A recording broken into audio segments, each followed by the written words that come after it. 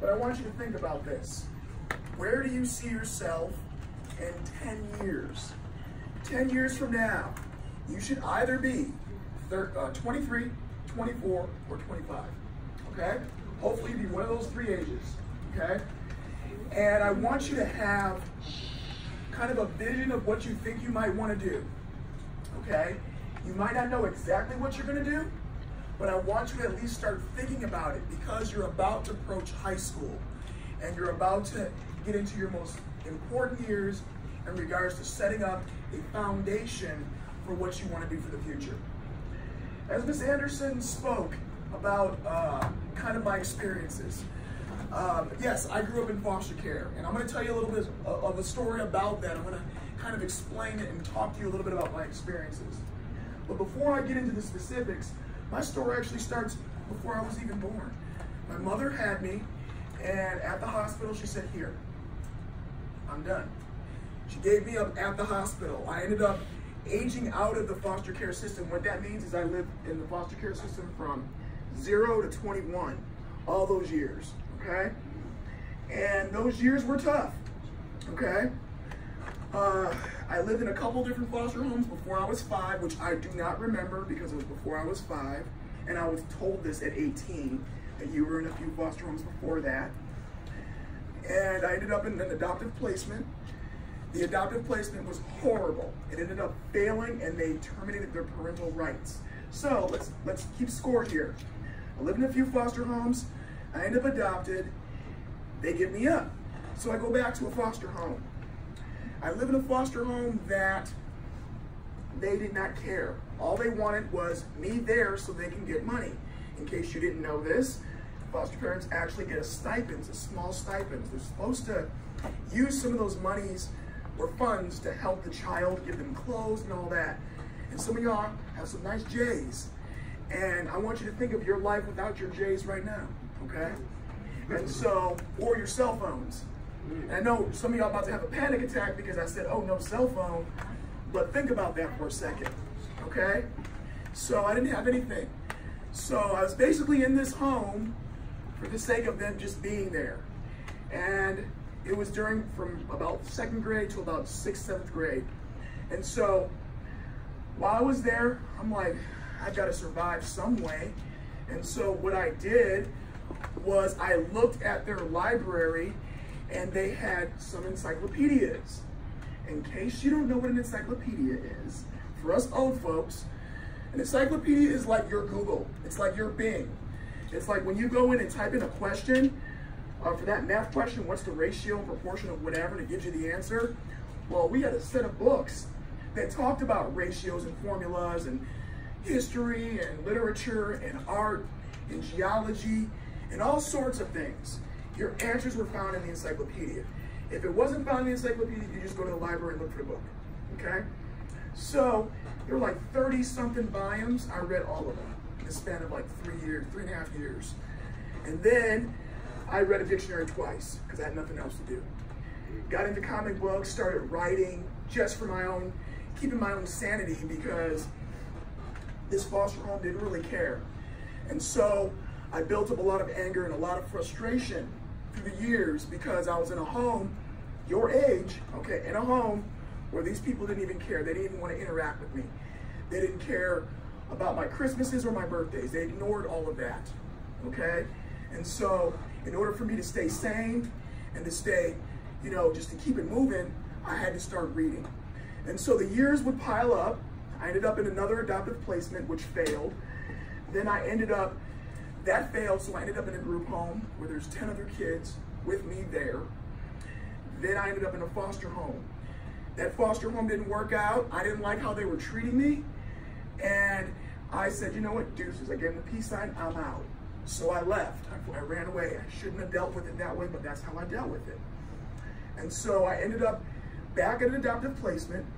At the placement, I had a teacher named Miss Pearson. She handed me a book, The Autobiography of Malcolm X. This book was amazing. I read it, digested it, read it a few more times. Malcolm X, in case you never heard of him, was a civil rights leader. This man went through some things, okay? He was the only black kid in his school, and I was the only black kid in my school. I related to him. He decided that reading and education would be his way out of what he was doing. He landed himself in jail for robbery, and he got sentenced 5 times higher of a sentence than anybody else with the same crime. First time criminal, first time arrest like that, he got a huge sentence stacked on him, and he ended up going to prison. While in prison, he decided he wanted to read and learn, and he started to learn about literature, art, philosophy, law, history. He wanted to educate himself, because clearly, if the system wasn't going to work for him, he was going to make it work for the system. He was going to fight the system through education, not through illegal activities. And so I had been confronted with a few things in high school, and I saw some things that were going on, and I was incredibly angry about my situation, but I decided that, you know what? If you guys are going to be treating me like trash, I'm going to use this system against you, and I'm going to educate myself. And so I took that anger, that rage, that angst, that anxiety, and I turned that ball of energy into my education. Now, I didn't have anybody in my ear telling me, I didn't have a male figure or anybody in my ear saying, hey, you need to get it together. Didn't have anybody. So I ended up graduating from high school and going to college. I went to college kind of not with a plan. Remember that question about 10 years? Nobody asked me that question. So I said to myself, let me just get a degree, let me just do something. And so the instability that I had in my early years of being in foster home after foster home was the same thing that happened from when I was going to school to school to school. What I mean is, I ended up enrolling in college, getting some scholarships. I didn't like that school, I went to another school. I didn't like that school, I went to another school. I didn't like that school, I went to another school. I ended up going to 10 colleges for my undergraduate degree. Don't do that. Don't do it, okay? Figure out what you want to do, stick with it. I did not do that. I went from school to school to school. When something went wrong, I'd throw a fit and I'd leave. Life does not work that way. As a result of that, racked up some debt, racked up some heartache because I had 221 credits to graduate. And if you know anything about your getting an undergraduate degree, if you get an associate's, it's about 72 credit hours. You know, it's 3-4 credit hour classes. For an undergraduate, it's like 136, 132, depending on what you major in, okay? So I had 221. I could have had 2 degrees for the most part, okay? And I did get my degree, and then I kind of fell into teaching by accident. And I fell into teaching because my undergraduate degree was in psychology, okay? I started off as a nursing major, then I changed it, then I went to ESL, then I wanted to be a Spanish teacher, and then I thought about medical school for a minute, and I thought about a whole bunch of different things. But I always liked learning, I always liked working with people, so psychology kind of was a natural fit for me. I ended up with a degree in psychology, and I got my undergraduate there, and then I moved on to get my graduate degrees, okay? I racked up a lot of debt, but like I said, I fell into teaching, and then I fell in love with teaching, helping kids, working with kids, helping some really good kids and doing some great things. And it wasn't easy because, as I said before a couple times, I didn't have the plan. I didn't have somebody say to me, what are you gonna do in 10 years? I didn't have anybody doing that. I basically wasn't asking questions. I wasn't advocating for myself. I didn't know what I wanted to do. So I figured, I don't like this, I'm just gonna go to another school. I don't like this, I'm just gonna go to another school. And that's not the way life works. And so, there are a number of things I want to share with you as far as messages. I'm going to break it down. The first thing, ask questions. Ask questions. What does that mean? If something's going on that you're a little fuzzy about, ask. If you don't know the words to use, talk. Use your words. Talk it out. You will figure it out together with whoever you're asking. Number 1, ask questions. Advocate for yourself. Number 2, the world is not going to stop for you when you're having a bad day. I know that sounds terrible. I know that sounds insensitive. But let me share something with you. There were many times that I came to school angry. Many times where I came to school thinking to myself, I don't want to hear anything you got to say, you white lady. What do you want to tell me? And unfortunately, you can't say those things to people and get away with it. Okay? You cannot talk like that to people. It's terrible. My foster mom is white, and I said that to her one day, and she didn't like it. I tried to push her away. I tried to say, you know what? You don't know nothing. You've never been through what I've been through. And she said to me, yeah, I haven't been through what you've been through, but I'm here to help you regardless. Okay? You cannot push people away. You should not push somebody away that wants to help you. Now, some of you might not be going through anything major, just normal kid life, okay? Some of you may have friends that are going through something, or you know of someone that's going through something. That's who that message is for. It's also for you to be able to keep your eyes open and watch. There are some people that might be going through some things, and you kind of know it, but you kind of don't. That's for you to ask questions. That's for you to say, hey, what do you need me to do to help you get where you need to be?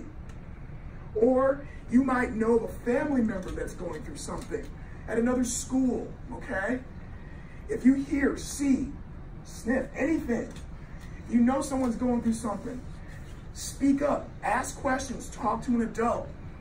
Even if you don't know the words, even if you want to do it anonymously and you want to write it down on a piece of paper and give it to a teacher, say something. The reason why I'm emphasizing that point so much is because unfortunately in my life, I didn't say anything. I suffered in silence.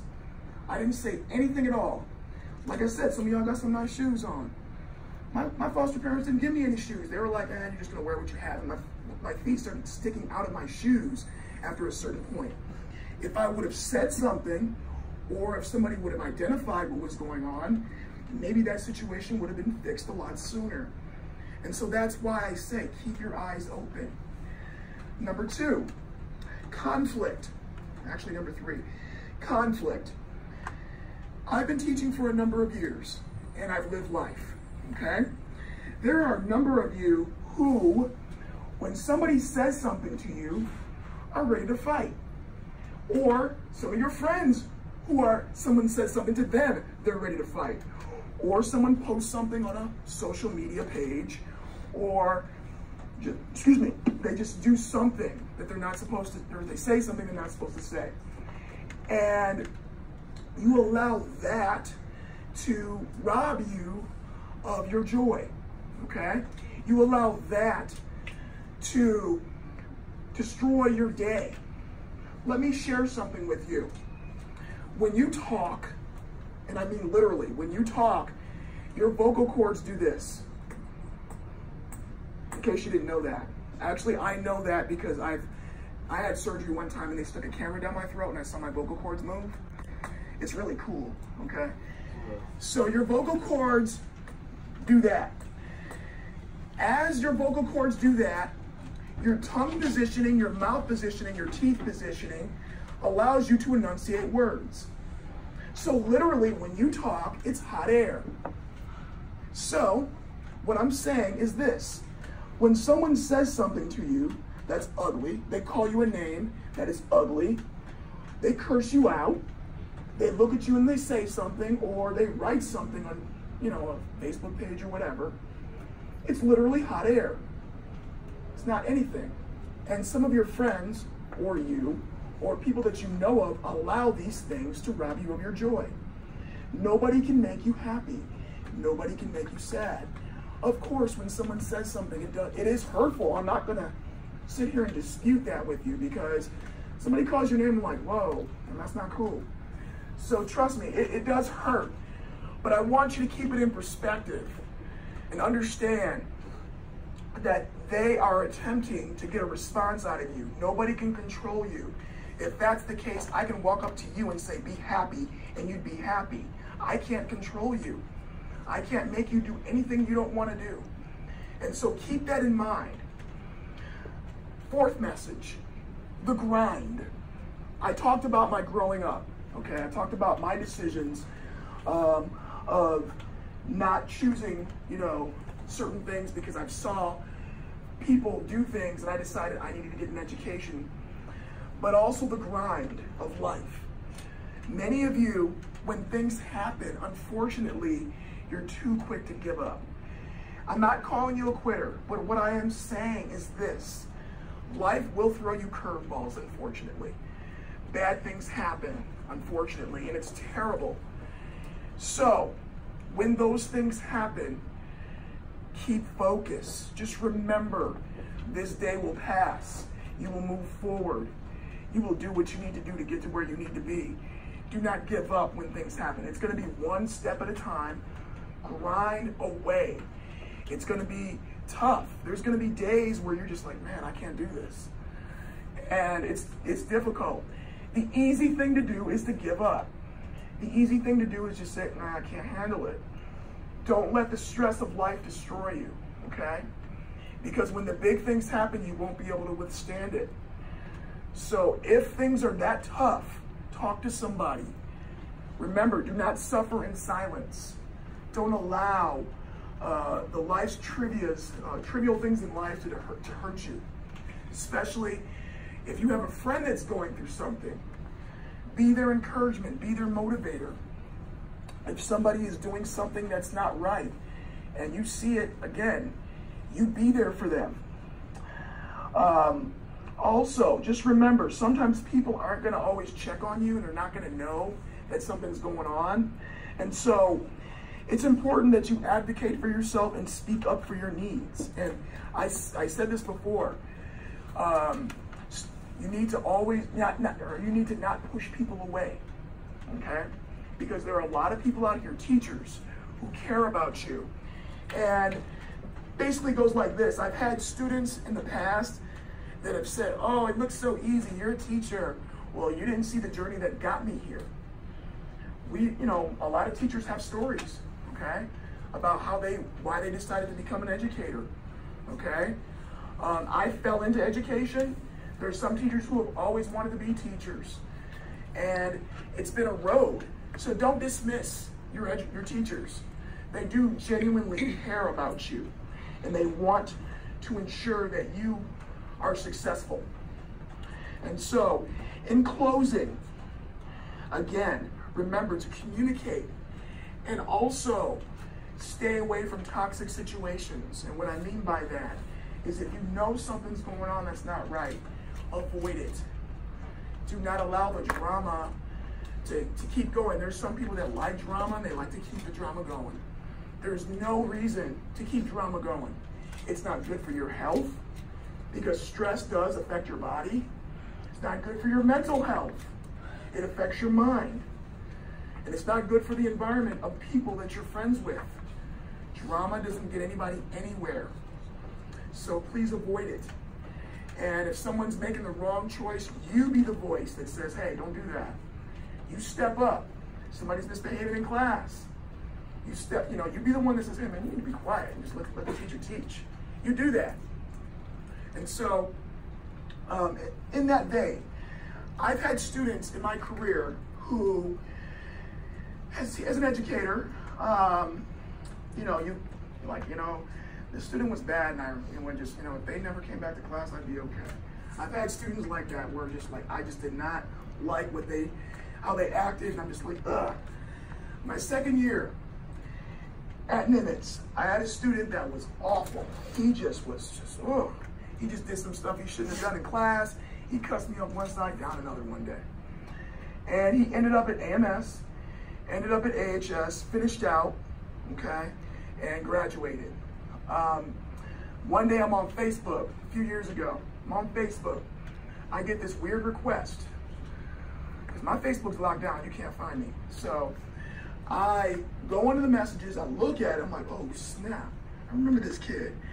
And I look at the message, and the message starts up with, Mr. G, I want to say I'm sorry for how I acted in your class. I should have listened to you. What you were saying was right. It was legit, and I'm sorry for how I treated you. I'm like, okay. And so he goes on to talk about how He's married, he's got a kid, he's the head security officer of a security firm, and he's doing really good things. And I was like, wow. And so he went on to explain to me that he had ended up getting arrested in high school because he mouthed off to a cop. Bless you. Thank you. He mouthed off to a cop, and he got arrested, and he couldn't get into the military because he had that arrest on his record. And so he remembered me. Of all the teachers he's had, he actually remembered me. I'm like, is it because of my voice? Is it because he thought I was funny or what, you know?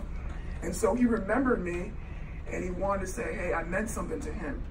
So, again, it's real, guys. When we tell you to tuck your shirt in, I don't know if y'all have to tuck your shirts in on this campus, or walk on the right side, or when we tell you to put your name on your paper, or to put your phone away, or whatever, we tell you those things. We're not telling you because we're trying to make your life miserable. Personally, I would rather not have to say all that all the time, but we're saying this because it's going to set you up for life, okay? There are jobs where you can't have your phone out, okay? There are jobs. You can't work, when you work at Chase, you can't have your phone out, okay? Because you got sensitive financial information out there. A lot of people didn't know that, and people have gotten fired because of it. So there are rules to life, and so we're telling you these things because we care. And so in conclusion, I just wanted to say to y'all, just remember, we care. Speak up for yourself. Be the voice and be an example to other people, because you never know who's going to need it. And that's it. Thank you.